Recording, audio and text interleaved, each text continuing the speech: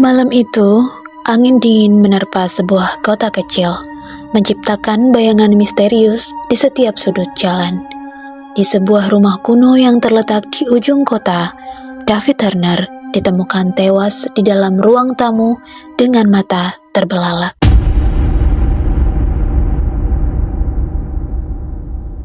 Detektif Susan Miller dengan cahaya senternya memasuki rumah tersebut untuk mengungkap teka-teki pembunuhan ini.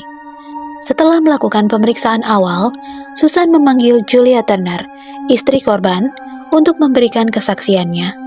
Julia, dengan wajah pucat dan gemetar berkata, "Saya tidur sepanjang malam, detektif. Saya tidak tahu apa-apa." Kemudian, Susan berbicara dengan tetangga seberang jalan, Richard Brooks. Richard, seorang pria paruh baya yang rapi, dengan yakin mengatakan, "Saya keluar kota pada malam itu. Saya tidak ada di rumah." Namun ketika Susan memeriksa lebih lanjut, temuannya menunjukkan bahwa Richard berada di rumah pada malam pembunuhan. Ada saksi mata yang melihatnya masuk ke rumahnya pada pukul 10 malam. Dugaan saya benar. Mr. Brooks, alibi Anda tidak terbukti. Ujar Susan tajam. Richard menelan ludah, terlihat kebingungan.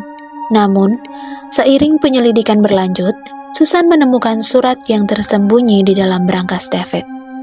Surat itu mengandung ancaman gelap terhadapnya, menyebutkan bahwa David mengetahui sebuah rahasia yang melibatkan Julia dan Richard.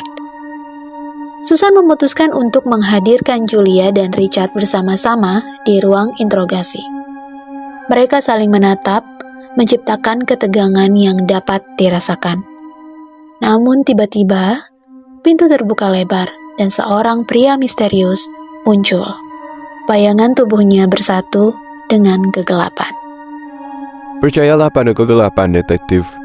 Saya yang membunuh David Turner," ucap pria misterius itu dengan suara rendah. Susan dan kedua tersangka tercengang. Pria misterius itu kemudian mengungkapkan dirinya sebagai Samuel Blackwood, sahabat lama David yang pernah disingkirkan olehnya.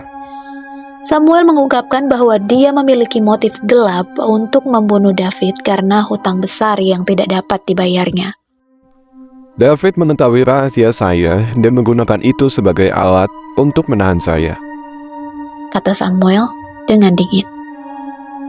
"Saya telah terjebak dalam keputusasaan, dan satu-satunya jalan keluar adalah dengan menghilangkan nyawanya." Setelah pengakuan tak terduga dari Samuel Blackwood, suasana ruang interogasi menjadi tegang. Susan berusaha memahami latar belakang dan motivasi Samuel dalam membunuh sahabatnya sendiri. "Dia telah merusak hidup saya. Saya terjebak dalam hutang besar yang membuat saya tidak bisa bernafas. David berjanji akan membantu saya, tapi dia malah memanfaatkan saya," ungkap Samuel dengan nada pahit. Susan menangkap ketidakpuasan dan keputusasaan dalam kata-kata Samuel. Namun, yang membuatnya semakin terkejut adalah saat Samuel menyebutkan bahwa David sebenarnya adalah otak di balik rencana kriminal yang merugikan Samuel.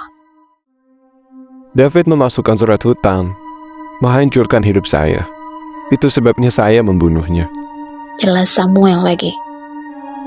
Namun kebingungan Susan muncul kembali. David memiliki rahasia gelap tentang Julia dan Richard. Tetapi sekarang Samuel mengatakan bahwa Davidlah yang menyusun rencana jahat terhadapnya. Sementara itu Julia dan Richard saling pandang. Kebingungan tergambar di wajah mereka. Susan memutuskan untuk menyelidiki lebih lanjut dan menemukan sebuah rekaman percakapan di ponsel David.